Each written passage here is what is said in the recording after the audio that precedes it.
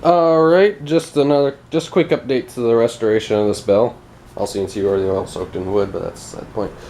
But right here, as you can see, we got the bolts off. One of the washers, as you can see in there, kind of broke when I pulled it out. When I pulled off the bolt it was on, but I could probably just get a replacement if I need to. But as you can see, I got the bell off. Right here is the gong.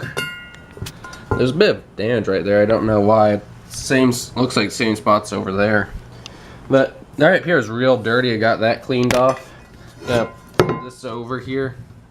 I should clean off the inside of the bell, the gong. But right there, you can see there is a couple of dents where they had rotated at least twice before the bell was taken out of service. Right over here is the range shield. As you can see, inside still rather dirty after cleaning it off. Same with the inside of the bell here, but isn't too bad. But right here's the gong. Right here's the hammer. As you can see, that is just a huge chunk missing. It doesn't appear there's any way to rotate that piece. So I'm gonna have to remove this hammer and put in a new one.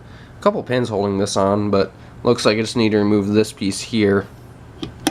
Keeps it from moving too far out when ringing, and just replace that.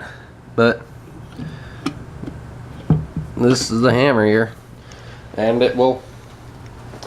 So yeah, that's just I'm just gonna need to get this piece here, the hammer, replaced, and the bell should ring again once I get a replacement hammer for it.